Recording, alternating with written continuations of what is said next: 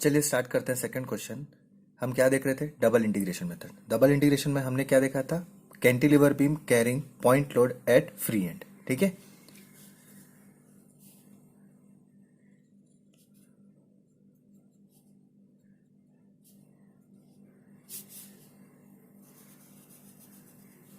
अब हम क्या बना रहे हैं? कैंटिलीवर बीम जिसमें क्या आपका यूडीएल है।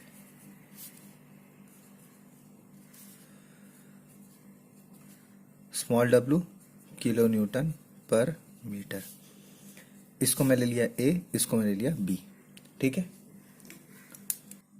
अब क्या करना होता है क्वेश्चन में? यहां पर एम एक्स लेना होता है। तो अभी क्वेश्चन ये था, तो मैं क्या करूंगा, यहां से मैं एम एक्स लूंगा।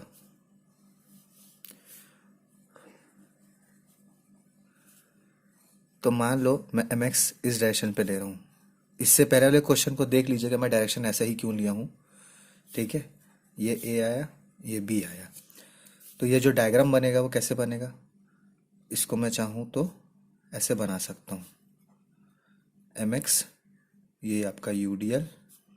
ठीक है, वैल्यू है स्मॉल डब्लू किलो न्यूटन पर मीटर। यहाँ भी सेम ही होगा। तो एम एक्स यहाँ पर मैं अगर रखता हूँ उंगली, तो यहाँ पर कैसे देखो, ये और ये लोड दोनों सेम डायरेक्शन में मूव कर रहा है। तो सेम डायरेक्शन मतलब माइनस डब्लू। एक्ट कहाँ से कहाँ तक कर रहा है? एक्स डायरेक्शन तक। तो ये डब्लू इंटू एक्स क्या हो गया आपका? Shear force. एक्ट कहाँ करेगा? उसके आधे पे 2। तो वैल्यू क्या लिखूंगा मैं? M x is equal to minus W x square by 2।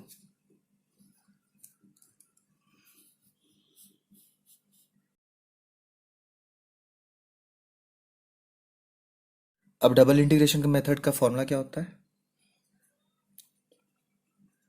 Double integration method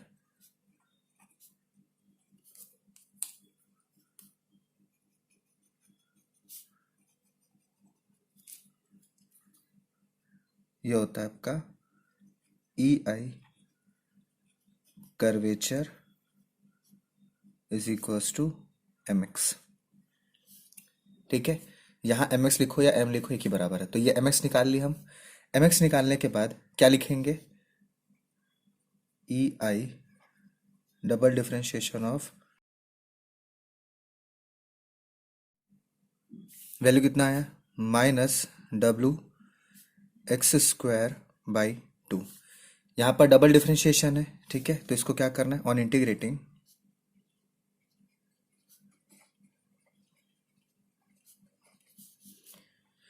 integrating से क्या हो रहा है हमको? इसको इंटीग्रेट करने से हमको मिलता है कि भाई E I D Y by D X, इसको हम क्या बोलते हैं? स्लोप। माइनस डब्लू एक्स का क्यूब, 2 तो ऑलरेडी था, तो 2 इंटू 3 प्लस एक कांस्टेंट आएगा C1। ठीक है, इसको एक और बार इंटीग्रेट किया तो क्या आएगा? माइनस डब्लू एक्स का पावर 4। ठीक है, ये क्या हो गया? 6 तो था पहले से, यहाँ पर क्या आ जाएगा? 4 आ जाएगा, प्लस C1 प्लस C2। ठीक है, और C1 x हो जाएगा क्योंकि यहाँ पर बढ़ गया वैल्यू इंटीग्रेशन पे। ठीक है, अब यहाँ पर क्या है? इस इक्वेशन को मैं बोलता हूँ इक्वेशन नंबर 1, इस इक्वेशन को मैं क्या बोलता हूँ? Equation number 2। इसी को हम बोलते हैं स्लोप इक्वेशन, डिफ्लेक्शन इक्वेशन।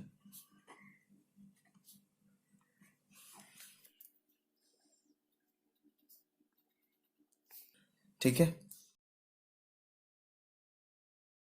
अब क्या करना है हमको? ये C1 C2 का वैल्यू निकालना है। तो C1 C2 निकालने के लिए क्या करना होता है अपन को? And conditions.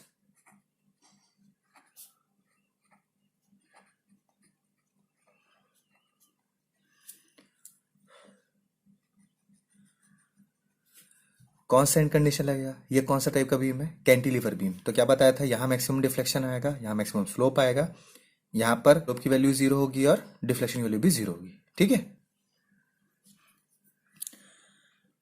फर्स्ट क्या ले सकता हूं मैं, at x is equals to L d Y by D x, जिसको हम क्या बोलते हैं स्लोप, मतलब थीटा, ये क्या हो गया आपका 0। इसको 1 मान लो, इसको 2 मान लो, ठीक है। तो इक्वेशन नंबर 1 से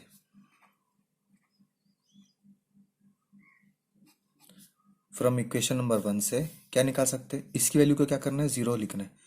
तो क्या लिखा 0 इज इक्वल्स टू, ये वैल्यू कितना हो जाएगा माइनस डब्ल्यू एल का क्यूब अपॉन 6 प्लस C1। तो इससे क्या मिला, C1 की वैल्यू कितनी निकल गई, W L cube upon 6।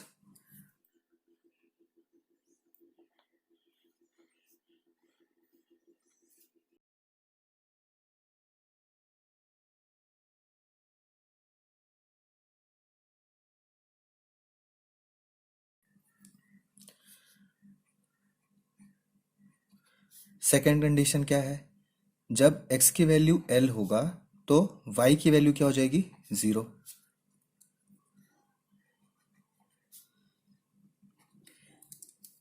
Second equation का यूज करेंगे, तो फ्रॉम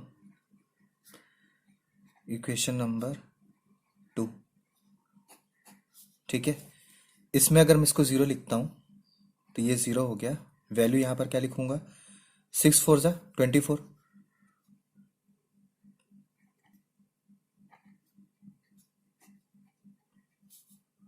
प्लस C1 वैल्यू कितना है, डब्ल्यू एल क्यूब अपॉन 6।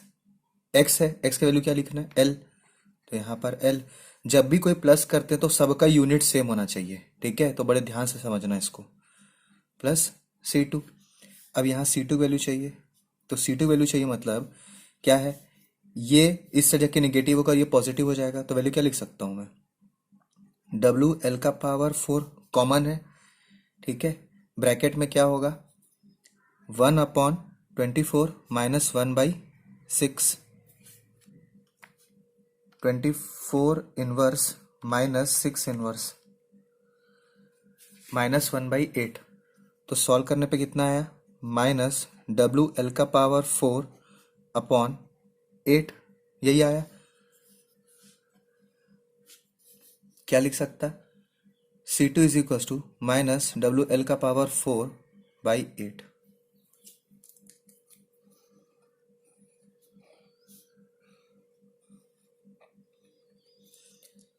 अब हमको C1 मिल गया, C2 मिल गया, ये स्लोप इक्वेशन डिफ्लेक्शन इक्वेशन में पुट करेंगे, वैल्यू मैक्सिमम निकाल सकते हैं, ठीक है। तो इसे पुट कर लेते हैं, क्या लिख सकता मैं, E I D Y by D X. Maximum कब होगा, मैक्सिमम तब होगा जब x की वैल्यू क्या है, जब यहां पर x की वैल्यू 0 होगी और x का वैल्यू यहां पर l होने से एंड कंडीशन आया था, ठीक है। जब x की वैल्यू 0 होती है तो क्या मान के चलते हैं हम, यहां पर मैक्सिमम स्लोप आएगा और यहां पर मैक्सिमम डिफ्लेक्शन आएगा। तो यहां पर इज इक्वल्स टू, पहले इक्वेशन लिख लेते हैं, माइनस डब्ल्यू एक्स का cube upon 6 plus C1। C1 की वैल्यू कितनी आई थी, डब्ल्यू एल का पावर 3/6, ठीक है। इसके बाद ये था आपका स्लोप इक्वेशन आया था, इसमें इसमें क्या जानना है हमको, थीटा की वैल्यू मैक्सिमम। तो थीटा की वैल्यू मैक्सिमम कब होता है, जब एक्स की वैल्यू क्या हो जाए आपकी 0,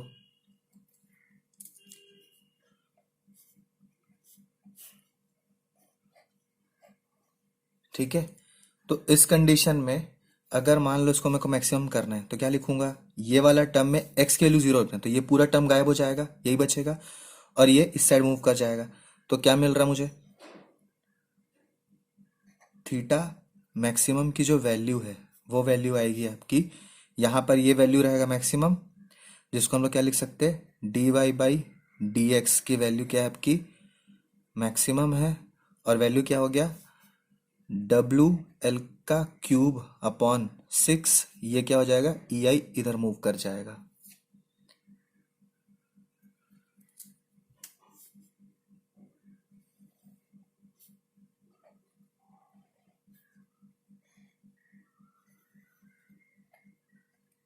ठीक है।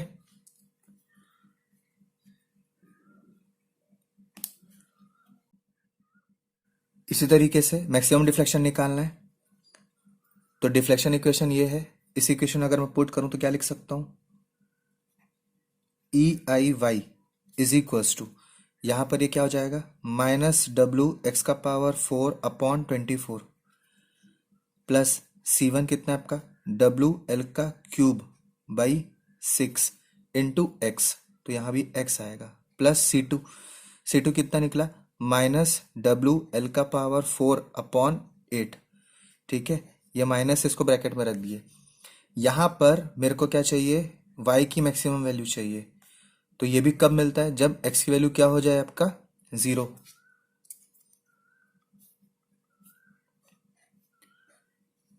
ठीक है, तो इस कंडीशन में क्या करना है, इसको मैक्सिमम बनाना है। तो अगर जो मान लो इसको मैक्सिमम बनाता हूं तो क्या मिलेगा, y मैक्स क्या हो जाएगा आपका, यहाँ x है यहाँ x है, तो दोनों वैल्यू 0 हो जाएगा। और इसका वैल्यू क्या हो जाएगा, -WL⁴/8, ये इधर आ जाएगा /8 EI।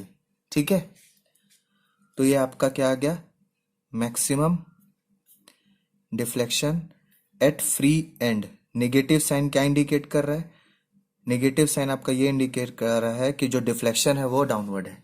ठीक है, तो उम्मीद करता हूं आपको समझ में आया होगा। तो आज का क्लास यहीं खत्म करते हैं। Thank you.